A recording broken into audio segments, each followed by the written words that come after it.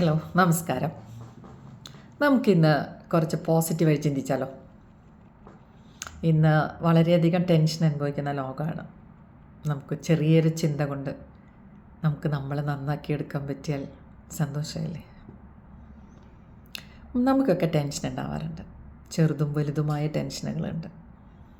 ചിലർ ചെറിയ ടെൻഷന് വലിയ ടെൻഷൻ അടിക്കുന്നവരും മറ്റു ചിലരാവട്ടെ വലിയ ടെൻഷന് ചെറിയ ടെൻഷൻ അടിക്കുന്നവരാവും. ബഹുജനം പലവിധം.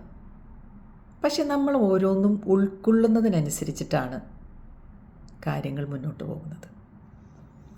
ഞാനൊരു ഉദാഹരണം പറയുകയാണെങ്കിൽ, നമ്മുടെ കയ്യിൽ ഒരു പ്ലേറ്റ് നമ്മൾ കയ്യിൽ പിടിക്കുന്നു, ഉള്ളം കയ്യിൽ പിടിക്കുന്നു. നമുക്ക് എത്ര നേരം അങ്ങനെ പിടിക്കാൻ പറ്റും? മിനിറ്റുകളിങ്ങനെ കടന്നു പോകുന്നു.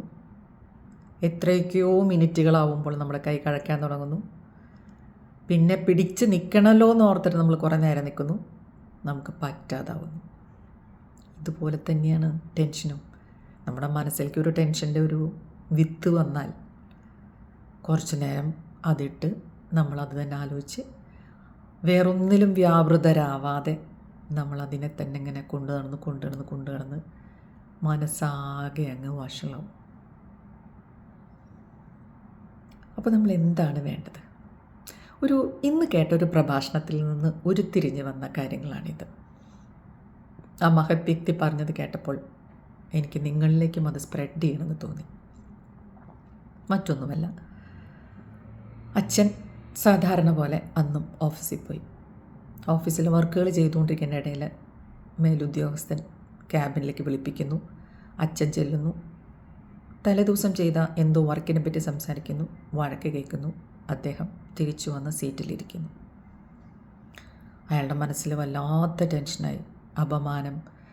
ഞാൻ ഇത്രയും വർക്ക് ചെയ്തിട്ടും എനിക്ക് വഴക്കാണല്ലോ കിട്ടിയത്. മറ്റുള്ളവരുടെ മുന്നിൽ ഞാൻ വർക്ക് ചെയ്യാത്ത ആളെന്ന് തോന്നുന്നു. അങ്ങനെ തുടങ്ങിയിട്ട് അയാളുടെ മനസ്സിന് ചിന്തിക്കാൻ പറ്റുന്ന അത്രയും അങ്ങ് അയാൾ ചിന്തിച്ചു. അയാൾക്ക് അന്നത്തെ ദിവസം വർക്ക് ചെയ്യാനേ പറ്റിയില്ല. അയാൾ വീട്ടിലേക്ക് തിരിച്ചു വരികയാണ്. ഓഫീസ് ടൈം കഴിഞ്ഞ് വീട്ടിലേക്ക് തിരിച്ചു വരുമ്പോൾ ഭാര്യ ഒരു ഗ്ലാസ് ചായയുമായിട്ട് ചിരിച്ച മുഖവുമായിട്ട് ടേബിളിൽ ചായ കൊണ്ടുവന്ന് വെച്ചു. ഈ മധുരം മതിയോന്നൊന്ന് നോക്കുമോ? വേണമെങ്കിൽ കുറച്ചും കൂടെ ഇടാം. അയാൾക്ക് ദേഷ്യം വന്നു. അയാൾ ആ ഗ്ലാസ് കൈ കൊണ്ട് അങ്ങ് തട്ടിത്തെറിപ്പിച്ചു. ചായ നിലത്ത് പോയി. ഗ്ലാസും പൊട്ടി. ഒരു കാരണവുമില്ലാതെ ദേഷ്യപ്പെട്ടതിനാൽ ഭാര്യയ്ക്ക് ടെൻഷനായി. ഭാര്യയ്ക്ക് ദേഷ്യം, വിഷമം. ആ സംഭവം നടന്നുകൊണ്ടിരിക്കുന്നതിനിടയിൽ മകൾ വന്നിട്ട് പറഞ്ഞു, നാളെ എനിക്ക് പരീക്ഷയാണ്, എന്നെ പഠിപ്പിക്കാൻ ഹെൽപ്പ് ചെയ്യണം. അമ്മയ്ക്ക് ദേഷ്യം വന്നു. ഇത്രയും നടന്നുകൊണ്ടിരിക്കേണ്ട ഇടയിൽ അമ്മ പറഞ്ഞു, അവനുള്ള പോർഷൻസ് അവൻ തന്നെ പഠിച്ചങ്ങ് പരീക്ഷ എഴുതിയാൽ മതി, എന്നെ കിട്ടില്ല. ഓൾറെഡി പരീക്ഷയുടെ ടെൻഷനായിട്ട് കിടക്കുന്ന മകൾക്ക് ഇതും കൂടെ കേട്ടപ്പോൾ അവൾക്കൊന്നും കൂടെ സങ്കടം കൂടി. തിരിച്ച് അവളുടെ റൂമിലേക്ക് മടങ്ങുന്ന വഴി അവരുടെ ഓമനിയായ ഒരു പൂച്ചക്കുട്ടി ഇവളുടെ കാലിൻ്റെ അടുത്തേക്ക് വരികയും ഇവൾ ദേഷ്യം കൊണ്ട് പൂച്ചയെ കാലുകൊണ്ട് തട്ടുകയും അത് ചുമരിലിടിച്ച് മരിക്കുകയും ചെയ്തു. എന്തപ്പണ്ടായേ? ആരാണ് കുറ്റവാദി? ആരെയാണ് ഇതിൽ നമ്മൾക്ക് കുറ്റം പറയാൻ പറ്റുന്നത്? മാനേജർ കുറ്റം പറയാൻ പറ്റുമോ? ഇയാളെല്ലാം അതുകൊണ്ട് നമുക്ക് ഒരാളെയും ഒന്നും പറയാൻ പറ്റില്ല. ഇവിടെ എന്താണ് വേണ്ടിയിരുന്നത്? കഴിഞ്ഞതൊന്നും നമുക്ക് തിരുത്താൻ പറ്റില്ല. പക്ഷേ ഇനി വരാനുള്ളത് നമുക്ക് ചിന്തിക്കാമല്ലോ. അച്ഛൻ അവിടെ ഇരുന്ന്, ഞാൻ ചെയ്ത തെറ്റാണല്ലോ എനിക്ക് വഴക്ക് കേൾക്കേണ്ടി വന്നത്.